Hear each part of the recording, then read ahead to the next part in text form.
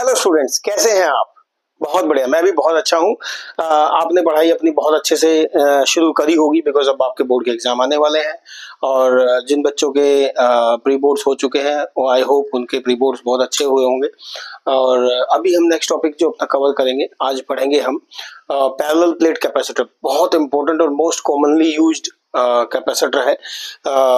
इसका यूजेस जो है ना, जो हम प्रैक्टिकल जो करते हैं हमारे एग्जाम्स में, वहां पे बहुत इस्तेमाल होता है। उसमें एक फॉर्मूला यूज होता है, वो हम निकालेंगे। कैसे वो फॉर्मूला ड्राइव होता है वो हम देखते हैं, हम कैसे निकालते हैं। मैं क्या करूँ, दो कंडक्टिंग प्लेट लूंगा पहले तो, ठीक है। पैरेलल प्लेट है, जैसा कि नाम बोला गया, पैरेलल प्लेट कैपेसिटर। तो इसकी कैपेसिटेंस निकालनी है मुझे, मतलब इसमें कितनी कैपेसिटी है चार्ज को स्टोर करने की, ठीक है। कैपेसिटेंस मैंने पढ़ा था लास्ट टॉपिक में कि कितनी कैपेसिटी है या एनर्जी स्टोर करने की कितनी क्षमता है उसमें, वो मुझे निकालनी है। तो दो पैरेलल प्लेट कैपेसिटर निकाल लिए, इसका एरिया ले लिया ए, और एक ये प्लेट हो गई, प्लेट नंबर 1, एक प्लेट नंबर 2। इसका एरिया हो गया दोनों का सेम एरिया ए। इसको क्या किया, इसको इंसुलेट कर लिया, ठीक है। और मैंने इसमें पॉजिटिव चार्ज इंड्यूस कर दिया, क्योंकि पॉजिटिवली चार्ज है ये प्लेट। तो क्या करेगा, ड्यू टू इंडक्शन, जब एक हमने इंडक्शन क्या होता है, टू इंट्रोड्यूस, ठीक है। इंडक्शन से क्या होगा, ये जो प्लेट है इसके अंदर, जैसा मैंने पिछली क्लास में बताया था, यहाँ पे नेगेटिव चार्ज और यहाँ पे पॉजिटिव चार्ज ऑटोमेटिकली इसमें इंड्यूस हो जाएगा, जनरेट हो जाएगा, ठीक है। अपने आप ये चार्ज हो जाएगी। मान लो इसका एक डिस्टेंस जो है वो है स्मॉल डी, हमने इसको डी से डिनोट कर दिया। अब देखिए, अगर मैं इस पोर्शन को अगर मैं अर्थ कर देता हूं, जैसा मैंने पिछली क्लास में बताया था, ये अर्थिंग कर दी मैंने, तो जो इधर का जो सारा चार्ज है वो अर्थ में चला जाएगा। अर्थ उस चार्ज को स्टोर कर देगी, ठीक है। अर्थ उस चार्ज को स्टोर कर देगी। अब ध्यान से सुनिएगा, यहां पर और यहां पर there is no electric field, no electric field region है ये।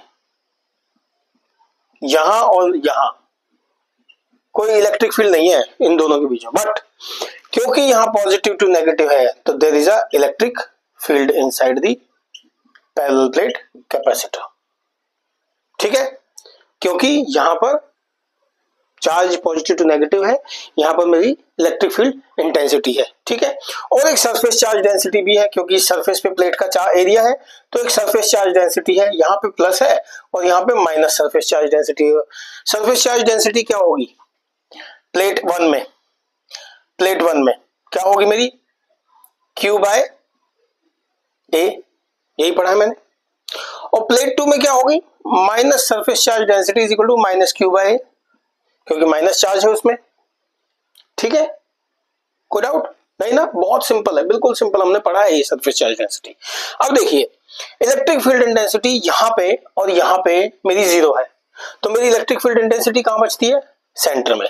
तो electric field intensity can be written as sigma by क्या लिखते हैं, फॉर्मूला बताओ मुझे, सिग्मा बाय एप्सिलॉन नॉट।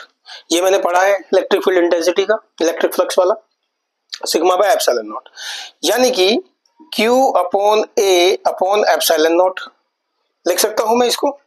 और I can write E is equal to 1 by epsilon naught into Q upon A। ये फॉर्मूला मैं पाक करके रख देता हूं, अभी चाहिएगा मुझे इसको, इस फॉर्मूले को मुझे चाहिए, ठीक है। यहां तक कोई डाउट, इलेक्ट्रिक फील्ड इंटेंसिटी पता लग गई between the two parallel plate capacitors, जिसमें इसको एक को इंसुलेट किया गया, दूसरे को अर्थ से कनेक्ट कर दिया गया, ठीक है बच्चों। बहुत सिंपल है, सिंपल हमने फॉर्मूला लगाया सरफेस चार्ज डेंसिटी और उसके बेस पे इलेक्ट्रिक फील्ड इंटेंसिटी जो है मेरी, फॉर्मूला लगा के मैंने यहाँ पे वैल्यू पुटअप कर दी। और इसमें कुछ मैंने कोई ज्यादा कुछ वो नहीं किया है, सिर्फ फॉर्मूले लगाए हैं और जो चीज मेरे पास अवेलेबल थी वो मैंने पुट करी है। अब मुझे पता है कि इलेक्ट्रिक फील्ड इंटेंसिटी जो है पैरेलल प्लेट के बीच में, वहां पे एक पोटेंशियल डिफरेंस भी है।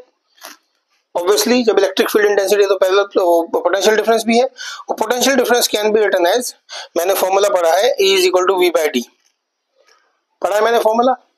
तो मैं क्या लिख सकता हूं, V is equal to E into D। अब E की वैल्यू यहां डाल दूंगा, तो मेरा क्या हो गया, 1 by epsilon naught into Q by A into D, ठीक है, इंटू D। सी बात है। अब मैं यहाँ पे कैपेसिटेंस निकालूंगा। कैपेसिटेंस क्या होता है? Q upon V। कैपेसिटेंस का फॉर्मूला है, सिंपल सा फॉर्मूला, मैंने पिछली क्लास में पढ़ा है। Q क्या है यहाँ पे दिया हुआ है, V क्या है 1/ε0 इंटू Q/A इंटू D। बच्चों बहुत इंपॉर्टेंट फॉर्मूला है, बहुत इंपॉर्टेंट। इस पे न्यूमेरिकल्स भी आते हैं, इस पे पैरेलल प्लेट कैपेसिटर के भी की डेरिवेशन भी मांग सकते हैं वो, ठीक है ना। या कुछ कॉम्पिटिटिव एग्जाम होता है उसमें बता दिया जाता है कि ऐसा है तो फॉर्मूला क्या होगा इसका, ठीक। वो एक अर्थ से कनेक्टेड है तो क्या होगा, फिर वो फॉर्मूला भूल जाते हैं बहुत सारे बच्चे। तो Q से Q कैंसिल हो गया, ये क्या हो गया ε0A ऊपर चला गया, तो ये हो गया ε0A अपॉन D। तो ये मेरा फॉर्मूला आ गया कि C of capacitance of a parallel plate capacitor is ε0A upon D। ये फॉर्मूला मेरा बहुत इंपॉर्टेंट फॉर्मूला है। इस फॉर्मूले को आपको याद करना है, कैसे ड्राइव हुआ है, सिंपल है। पहले इलेक्ट्रिक फील्ड इंटेंसिटी निकाला है, उसके बाद आपने E एंड D का फॉर्मूला लगाया है और सीधा इसको सॉल्व कर दिया है, ठीक है। अब जैसे सिंपल सी बात है, एक न्यूमेरिकल करते हैं इस पे, ठीक। देखो ध्यान से सुनना। मैं इसको हटा देता हूं।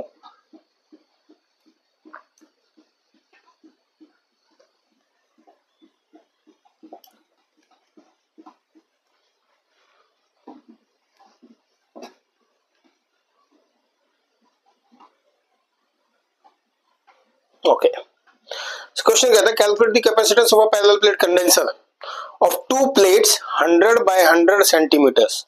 यानी कि एरिया कितना दिया हुआ है, 100 बाय 100 सेंटीमीटर, यानी कि सेंटीमीटर स्क्वायर, यानी कि क्या हो गया 10 to the power 4 centimetre square. अब इसको मैं कन्वर्ट करूंगा मीटर में तो कितना हो जाएगा, ये 10 to the power 4 centimetre square, यानी कि 1 मीटर स्क्वायर कन्वर्ट हो गया मेरा सीधा। उसके बाद कहता है ईच सेपरेटेड बाय 2 mm की थिकनेस। डी कितनी दी हुई है 2 मिलीमीटर। इसको मीटर में कन्वर्ट करूंगा तो क्या बन गया 2 into 10 to the power -3 metre. ये डी हो गया, ए हो गया, डी हो गया। अब क्या कहता है थिक ग्लास शीट है। अच्छा ये जो है ना ये इंसुलेटेड है, इसके अंदर एयर है, ग्लास है, प्लास्टिक है, कुछ भी हो सकता है। अब वो ग्लास शीट का जो के दिया हुआ है यहाँ पे कांस्टेंट, यानी कि जो एप्सिलॉन नॉट जो मैं यूज करता हूँ वो क्या है परमिटिविटी है ना, तो परमिटिविटी क्या होगी इन दो पैरेलल प्लेट्स के बीच की होगी। तो के की वैल्यू दी हुई है इन्होंने सीधी 4। क्या निकालनी है, सी निकालनी है भैया। सी क्या है के epsilon naught A by D, यानी कि 4 इंटू एप्सिलॉन नॉट की वैल्यू निकाल लो, क्या होती है 8.85 into 10 to the power -12 into 1 divided by 2 into 10 to the power -3। इसको सॉल्व कर लो, ठीक है। इसको सॉल्व करेंगे तो फॉर्मूला क्या आएगा, आंसर क्या आएगा 1.7 into 10 to the power -8 farad. Simple सा है, सारी वैल्यूज रखनी है बिल्कुल और फॉर्मूला में डालते चले जाना है, ठीक है, बहुत सिंपल है। और ये जो के है ना ये क्या है इलेक्ट्रिकल रिलेटिव परमिटिविटी और डाइलेक्ट्रिक कांस्टेंट, ठीक है। ये के जो है ये है मेरा डाई इलेक्ट्रिक कांस्टेंट, याद रखिएगा, ठीक है। तो डाइलेक्ट्रिक कांस्टेंट और इसको मैं एप्सिलॉन आर से भी डिनोट करता हूं, दोनों सेम है ये मेरा, ठीक है। It is a ratio of the capacitor with dielectric in between the plates and capacitance of same conductor with vacuum और air in between the plates, ठीक है जी।